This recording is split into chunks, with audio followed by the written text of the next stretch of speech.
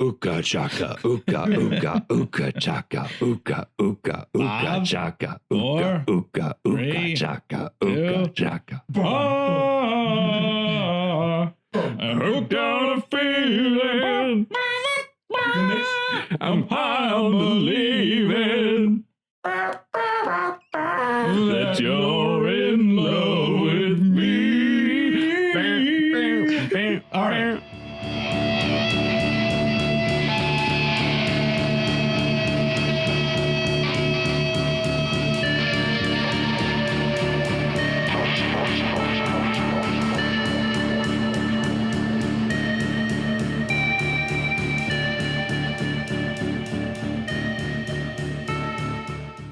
Hello, welcome to the What a Disaster podcast. I'm your host, Gregory Allen. With me this week is Richard Sawasinski, as usual, and Patrick Dunn. And we are talking about the Marvel Cinematic Universes, phases 1, 2, and 3. And this week is phase 2. Check us out online at wadpodcast.com. You can call us at 209-781-9113. Alternatively, you can find us on Instagram and Twitter and all that good stuff. Of course, we're on Facebook as well. Phase 2. All right, so I will give you the list just so you guys can be at least mentally prepared for what to expect. Yeah, I'm not ready for anything. I was so prepared for phase 1. I did so much work. I wrote.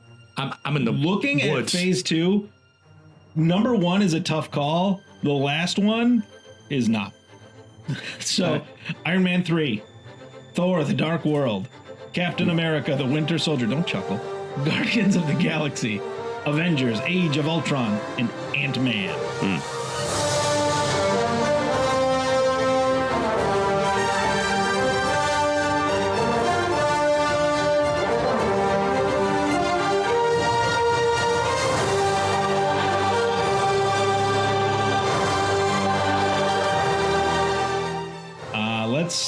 We're just going to go. We're going to continue going release order. Iron Man 3. 1, 2, 3. Patrick. Great entertainment. It's very much a Shane Black movie. I love Shane Black. This is kind of maybe the start of Marvel really letting very idiosyncratic writers and directors just cut loose and do their fucking thing in this universe. And Shane Black makes a fucking Shane Black ass Iron movie. It's really fun. The Mandarin just violates every fanboy notion imaginable as far as continuity, but it's a blast. Thumbs up. And 3, 2, 1. Richard. I'm just going to tag on to what Patrick said. And I say the Mandarin reveal made what was pretty generic action movie into something a little more interesting. I was like, oh, I didn't see that coming. But overall, I had a lot of charm with Tony Stark and the kid. I really like that dynamic, but I don't like the Pepper Potts dynamic of this movie. I don't like how crumbly all the armor is. I don't like how he said, I'm done with everything. And he does that all in Age of Ultron. Nothing is learned. Nothing is gained. Nothing is benefited in this film. I'm not a huge fan of it, honestly. That's not Iron Man 3's fault, though. That's later filmmakers' decision. All right. You know what? We can talk about this after my review, which is starting now. So Iron Man 3 was probably my favorite Iron Man movie of all time, probably bar none, even anything that has ever happened in any other thing. How long can I talk about that? No. So I liked the kid. I liked that you could see that he cared enough to let his armor just crumble so it wouldn't destroy that poor truck driver who hit it accidentally on the bridge. It was a darker but also more poppy movie than the first one, and I enjoyed it. Yeah, I would definitely agree that it's the best of the Iron Man movies. I don't like the way they did what they did with the Iron Man power set. It just stands out, and he's just the weakest, most impotent version of Iron Man in this one, and it kind of bums me out. So you talk about the armor that they have. Like I said, the Mark 42 armor, whatever, it's garbage. So the armor. Well, first it was a prototype. Yeah, it was not even. It's the only armor he has the whole movie, though. So what? I mean, he didn't really have it even most of the movie. Yeah. But the point of it is the stuff that you were talking about where it just exploded when things blew it up with missiles and stuff. It was not. I felt like it's easy enough to explain away, and I didn't feel like I had to do much mental gymnastics to say, well, why did it just explode when a missile hit it? Because it's not on him, and he needs it ready to rock and roll, so it's not all completely locked in. You've seen how long it takes to lock it in, and then it would have to unlock, go on him, and lock in all at the same time. And it just makes more sense that it was just kind of loosely displayed rather than completely locked up. And then when the truck hit it and it just exploded, that makes sense too, because he's not trying to kill some poor truck driver. The Iron Man suit, if it had just stayed completely intact, would have obliterated that truck and killed a guy, plus probably a bunch of other people on that bridge. I don't think about this kind of stuff at all. I have literally no idea what scene you guys are talking about. So, I could care less what the fucking armor can do from movie to movie. I just like consistency and like power sets. It's a nitpicky for me when you talk about the universe as a whole. When we talk about the universe as a whole, this is where this movie's weak. I wouldn't harp on this if we were talking about Iron Man 3, it's just a movie. But I'm talking about in context with the Marvel Cinematic Universe. I want to be a little nitpicky and say it kind of irked me, especially since you have the third movie, so we should have been a little more prepared for what was coming next. I mean, he was controlling it remotely, so he didn't have the same reaction time that he would have if he were in it, and he could have avoided the truck. I can see the truck point, but at some point there should have been a Mark 43 armor that showed up that was relatively tough that he would have gotten in and at least fought most of the last battle. He didn't have. What are we talking about? The truck? What is this? There's a scene where the Iron Man, like right after he rescues a bunch of people, the Iron Man suit that is being remotely controlled lands on a bridge, and then a semi smashes into it, and it just explodes into pieces. It crumbles like tin cans. Yeah, but also like the last scene though, there's a lot of armor. It just explodes where in other movies it would have bounced. Yeah, they were taking previous hits. They were 3,000 degrees Celsious, enough to vaporize. He never even used it, like he said, never used any of his bullets. He didn't have to get that close. They were melee fighters. All you had to do was stand back with the armor and shoot them. Like it was just Jarvis is a terrible pilot.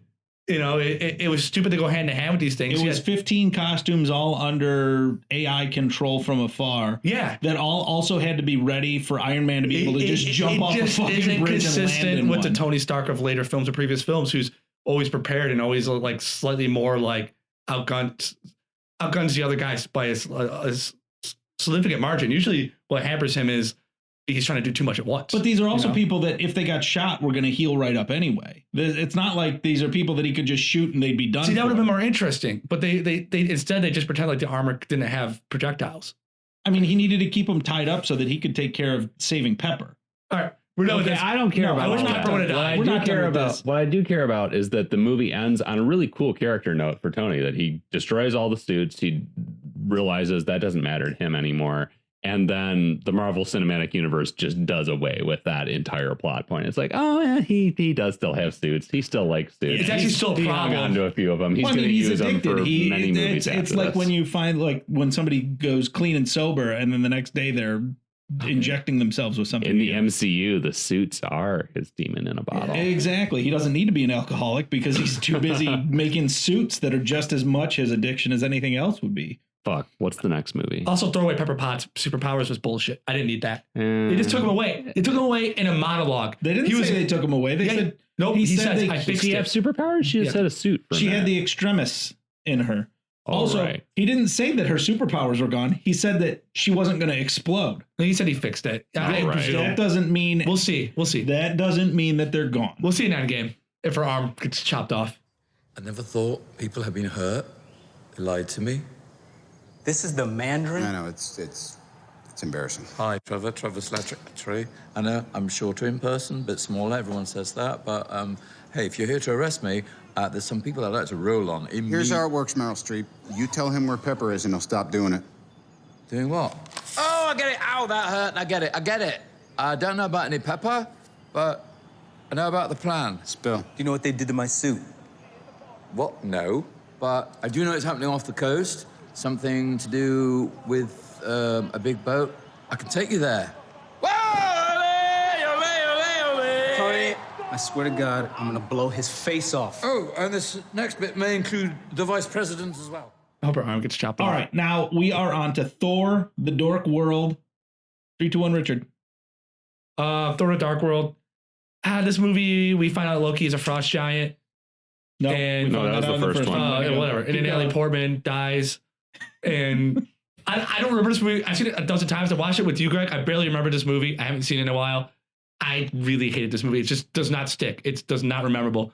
It was actually might be my most hated movie of all the MCU movies. You were going to say all time for You don't want to add anything else? Nah. All right, then I will quote you as this movie's not rememberable. That is Richard Sawasinski, 4/15/2019 at 9:33 p.m. This movie is not rememberable. Rememberable, yeah. All right, remarkable. And 3, 2, 1. Greg's turn. Thor: The Dark World. It was briefly my favorite MCU movie. I watched it a bunch of times. I really, really liked it. And then I watched it again after watching all the rest again. And boy, it did not stand up at all. It is borderline abuse to watch this movie. And I don't think that if you were to go through the MCU and watch every single one in whatever chronological order you choose, if you excluded this movie, you'd be better for it. I did. And I was. All right. 3, 2, 1, Patrick. Yeah, it's boring as fuck. I second that. I mean, there's fun Thor Loki interplay in it. That's the one thing that saves it. Malekith is a cool character. Christopher Eccleston is a cool actor. You could tell he did not want to do that. Yeah, just lifeless. The whole portrayal of Malekith is lifeless and a huge disappointment. The only thing I want to still do with the remaining time I have left is just to ask why you liked it in the first place, Greg. I don't know. It wasn't good as action. It wasn't good as an addition to the story. It didn't build on anything. Maybe it was there had to have been Jane something. Foster is worse than ever. Exactly. Oh, she's in it so there fucking had much. to have been something that got its hooks into me. Oh, wait. Is that movie? Didn't they also give Jane Foster powers for a hot second? Because it's not great unless because she got the powerless mist or girlfriend whatever. gets to save the fucking planet. Then they take the powers away because you can't keep them. Women aren't allowed to be powerful for more than a scene. Yeah, Let's keep that in mind. Hey, you know what? I would be totally down for Natalie Portman coming back as Jane Foster and then doing some shit like they did in the comic books where Jane Foster became Thor for a bit and like write the character better and give Natalie Portman something to do. I'd be all in for that. There are some. Valkyrie's going to do that. I don't hate that idea. Yeah. But Yeah. I mean, I'd be fine with happen. Jane Foster being Thor. I'd be fine with Valkyrie being Thor. I would be Lady fine Thor. with Scourge being Thor? No, Me too. yeah, Scourge could be Thor. Carl Urban could be Thor. I'm good Beak? with that. Beak could be Thor. Korg. Korg could be Thor. I pray God Beta Ray Bill shows up in the Beta Marvel Ray Bill. Cinematic Universe He at was some point. wasn't Beta Ray He's Bill on the one tower. Of the, yeah, he was on the Champion Tower. Yeah. All right. Listen, we did a bunch of Thor stuff already with Ragnarok. What's God, what is that actor's name? George Clooney. No, yeah, that's the one. I'd be okay Brad with Pitt. George Clooney taking over as Thor. No, what? God damn it. And it's gone now, so it doesn't matter. Perhaps you prefer one of your new companions, given that you seem to like them so much. Oh, this is much better. Whoa. Costume's a bit much. So tight. With the confidence, I can feel the righteousness surging. Hey, you want to have a rousing discussion about truth, honor, patriotism? God bless them. Anyway, Captain America, the Winter Soldier, 3, 2, 1. Patrick. Oh, great film. Great paranoia thriller. Remember when we were all like, they're going to put Community and Arrested Development directors on a Marvel Cinematic Universe movie? That seems weird. Turned out they have been like the most prolific and successful directors in MCU history, basically. Joe and Anthony Russo directing this movie. It's a blast. It's a great little movie. Took the MCU in some new directions. Great adaptation of a great comic book storyline as well. All right, that's it. 3, 2, 1, me. And I'm going to go. I liked it a lot. It was probably the best Captain America movie of the three. It was not complete garbage, and it was a good psychological thriller. It knew what it was and what it wanted to be, and it carried a consistent, I would say a consistent theme throughout, and generally the tone was solid. I didn't feel like I was trying to get 4 different movies shoehorned into one. Did I say psychological thriller? Yeah. I meant paranoia thriller. You said paranoia thriller. That's my fault. Richard. Yeah, I would say this is one of my favorite Marvel movies, period. Every time I rewatch it, it's just always enjoyable. There's always something I missed the first time. The fight scenes are really intricate. There's always like a clever thing Captain America does or Bucky does to get out of a fight scene. The Bucky thing's a little far-fetched, but that's comic book, soap opera. I enjoy it. I think it's just a great movie all around. I really like The way they did Winter Soldier, like in the comic books, and they really brought it to life. And when he catches the shield the first time with his arm, amazing. Yeah. Such a good movie. All right. I think that's the most aligned we've been on any of these so far. I think we're pretty much all that in the movie's same, just slick. same headspace. That's a slick movie. It just I recently rewatched it, and I never like not enjoy rewatching that movie. I'm here's where I think we're gonna have the biggest break. Is this little display meant to insinuate that you're gonna throw me off the roof? Because it's really not just style, Rogers. You're right. It's not. It's hers. Oh, wait, what about that girl from accounting? Laura? Lillian. Lip piercing, right? Yeah, she's cute. Yeah. I'm not ready for that. Guardians of the Galaxy. 3, 2, 1. Me. I hated the first Guardians of the Galaxy movie the first time I saw it. I went to the theater and saw it. I was so fucking bummed out. Wow. I mean, it was the first galactic movie, and so it was setting the tone for all the future galactic level movies. And when I saw it, I was like, this is a fucking mess. I kind of hate it. I can't. I legitimately was angry that this movie came out under the MCU header. Follow up, I fucking love it now. Rewatching, it's amazing. Now it is 3, 2, 1. Richard's turn. I watched the trailer for Guardians of the Galaxy like 30 times. It's the only movie on the Marvel Cinematic Universe I've done that. I don't like trailers, but I love that trailer. I like the version of Guardians of the Galaxy they picked. I was so excited for it. Chris Pratt's amazing in this film. It's one of my favorite MCU movies as well. It's hilarious and it's great. I liked it from day one. I liked it before it even came out. I knew I was going to like it, but I love all that space shit. The Nova Corps and all that stuff going on in the background. And there's a lot of subtle background jokes in this movie too. All right. Thanks, Richard. Now we're going to go 3, 2, 1. Me again. I mean, Patrick. So I'm going to make my review as quick as possible so I can just sing Hooked on a Feeling for the remaining time that I have left. It's a fun movie. It's really entertaining. I enjoy watching it, but it really bogs down in the final act for me. Like the fucking Nova Corps, like forming their like spaceship network around Xandar is very boring to me. I get very bogged down. Ooka chaka, ooka, ooka, ooka chaka, ooka, ooka, ooka chaka, ooka, ooka, ooka chaka, ooka chaka. Hooked on a feeling.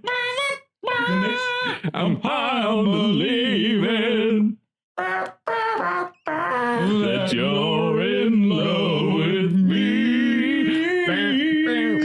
All right. That was Guardians of the Galaxy. The mix of that song in the trailer where they definitely bumped the bass up on that hit. Perfect. It's just like boom, boom.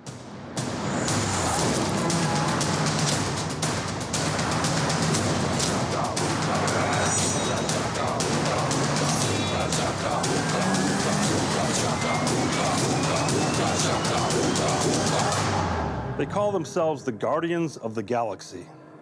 What a bunch of a-holes. Hooked on a feeling. I'm high on believing that you're in love with me. I'm hooked on a feeling. I was so excited for that movie when I saw the trailer, and then when I went to the theater and saw it, I was so bummed. Really? You're right though. I just rewatched it. The last scene does bog down. I went and did dishes. Yeah, because like the characters are what makes that movie good. Yeah, did not like it my first watch at all. Watched it subsequent times and really, really loved it. He says he's an a-hole, but he's not, and I'm quoting him here, 100% a dick. Do you believe him?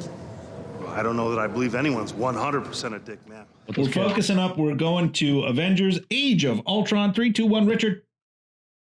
Age of Ultron was an overall disappointment, but I did really enjoy the movie. But when I first saw it, I was disappointed because I didn't like it as much as the first Avengers movie. I thought Ultron was rushed as a villain, and he's a really interesting villain in the comics.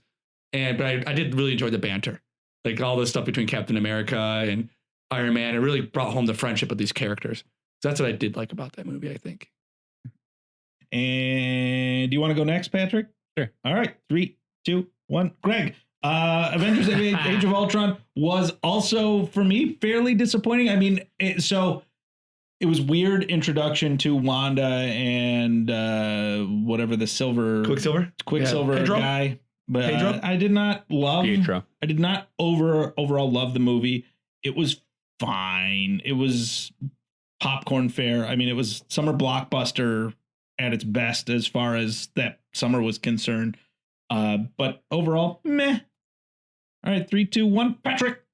Age of Ultron, I'm kind of torn on because there's some stuff I really love in it. Mostly, I love the basic concept of Ultron. James Spader as Ultron, great idea. He looks great. And basically, he's played in the early scenes as sort of like Tony Stark's like fucked up stepchild. You know, he plays as like kind of a dark version of Tony. And I wish they had gotten to bring that home. I wish Joss had gotten to bring that home a little more. There's a lot of dumb shit in this movie, too. They never sell Ultron. The Black Widow shit is dumb. And there's a lot of really unnecessary setup for later movies.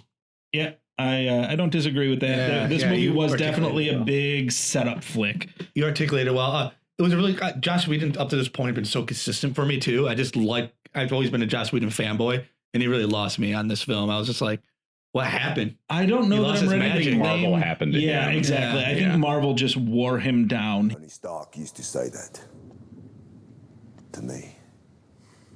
You're one of his. What? I'm not. I'm not. You think I'm one of Stark's puppets, his hollow men? Look at me. Do I look like Iron Man? Stark is I'm sorry. I'm sure that's gonna be okay. I'm sorry. It's just, I don't understand. Don't compare me with Stark. Yeah. All right, so we're now on our rankings, huh? No, we have... What the fuck, man? We got Ant-Man still. Oh, it's a movie after Avengers in this one. I always consider Avengers the bookmark. You know? Boy. Jesus. We're going to have to kick you out of the club. Yeah, wow. It's all right. I forgot. Welcome to the What a Disaster podcast, where my former host, Richard, is dead to us, and Patrick has replaced him. Yay! That's all my fans. I cheer too. So you got both of them. Both of his fans are both cheering. My fans, me and Richard. That's right. So no, we've got Ant-Man next. It's on the list here. Who wants to go first? Does it really matter? 3, 2, 1. Richard, it did matter. It mattered. I was skeptical of Ant-Man, but they used my when I heard about it, but they used my favorite version of Ant-Man, the Irredeemable Ant-Man. And then they used Paul Rudd. That was a good title, the Irredeemable Ant-Man. Yeah, it was. Yeah. And they got Paul Rudd in there. It was great. And it really that movie's charming. It's fun. It's charming. And it really stands out as just being, I don't know, just a really fun Marvel film that you can even maybe show your kids. You done? Yeah, you wasted 5 seconds again on this? All right, man. That's fine. You do you. You do you. 3, 2, 1, Patrick. Ant-Man is a fun movie. I just feel like I don't really have much to say about it. It's very middling. I don't know. It's light. Paul Rudd is fun, like he always is. Corey Stoll is a good villain. We can end it whenever you want. If you just say the word. Ant-Man mostly bores me. I gotta say, I don't think it's a bad movie. It's just it doesn't do that much for me. Okay, 2, 1. Ant-Man is probably the most. You know what? Fun is the only word to describe the Ant-Man movie. It literally, start to finish, is just fun. Yeah. Paul Rudd makes Ant-Man watchable. Anybody else would have been just like, what the fuck is going on? And just it was all gimmick and fun. And you know what? That was fine. I did not give a shit about Paul Rudd's character or his story arc or any of it. It was fun and it was great. And I'm so glad we got it. I mean, like, my time's up. So that still sounds so underwhelmed to me, though. You know what? But that's the funny part. I just love that movie. The movie is just on its own. So, and it's like a really good Honey I Shrunk the Kids. It's the only word to describe the first Ant-Man movie. It was completely unexpected. It is super well executed. Like, the only way you can make Ant-Man good is that movie. The Like, direction and the acting and every casting decision they made was damn near perfect in the first Ant-Man movie. I dare you to find a better character or a better actor to play any one of those characters. When did this happen? Nothing's happening. Whoa, hold on. Something's kind of happening. Well, if that's the case, shoot me again. Yeah, I don't know what you were doing grabbing and kissing me like that. I'm a little surprised myself. I have to get somewhere. I'll see you later, Hank. Really hope. Scott. Yeah? You're full of shit. Oh, yeah. And we're going to go to rankings of Phase 2. Who did first rankings last time? I did. You did? Then I'm going to go first this time. And this is going to be, I think everybody is on the same page here. Ant-Man is the greatest Marvel Cinematic Universe movie, bar none. So I'm going to go, wow. This is actually probably the hardest to pick number one between Iron Man 3, Guardians, and Ant-Man. Those are the three vying for the number one slot in phase 2, in my opinion. And I'm gonna go with Guardians because it introduces more characters. Okay. So Guardians would be number one. Ant-Man will be number 2 because it's also fresh. 3 is going to be Iron Man 3. Then I'm going to go Captain America, Winter Soldier. Just, the nature of rehashes. Age of Ultron, and then Iron Man 3, or Thor: The Dark World is dead last. I don't think we're going to have any dispute about where Thor lands. Did you put Ant-Man first? I went Guardians first, Ant-Man second. Oh, okay. Just because they're both new characters, introducing new things, new styles. And I think that phase 2, not necessarily. So you say Iron Man 3 is where you feel like they first started giving real creative freedom to people. I disagree. And I think Guardians is the first one that got real creative freedom for the directors to make decisions without completely sticking to the formula. Guardians got wild. Like, that was a very different movie than what we saw from everything else, both in stylistic choices and tone, and the jumping from cartoonish action to dark threat to the universe stuff. Okay, Iron Man 3 is like a wild, like radically Shane Black movie. I don't disagree that it is a very Shane Black movie. The Christmas setting, like the weird twist with the Mandarin, is all just feels like Shane Black getting to do whatever the fuck he wants. But is it really tonally different from the MCU movies that came before it? Absolutely. Do you really think so? You think that Iron Man 3 is so dramatically different in its DNA from Iron Man 2, the Avengers? The Avengers, yeah. I don't see that. I don't feel that it's that much of a it's fair, to each their own. Yeah, it's apples to oranges when you go Guardians versus Iron Man 3, and Iron Man 3 versus the Avengers is more like apples to other apples. There we go. All right, so my power ranking. Yeah, who asked you? Richard, go. Yeah, Richard, go. I owe you a power ranking? No, I'm sorry. I just wanted to give Patrick a It's really Patrick's turn because I don't like you, Richard. Oh, he's not ready. Okay, I'll just go then. Perfect. I wanted you to go anyway. I don't like Richard. Mine are Winter Soldier, Iron Man 3, Guardians, Ultron, Ant-Man, Dark World. Wow. All right, Winter Soldier first? All right. I mean, it's a great movie, but it didn't, I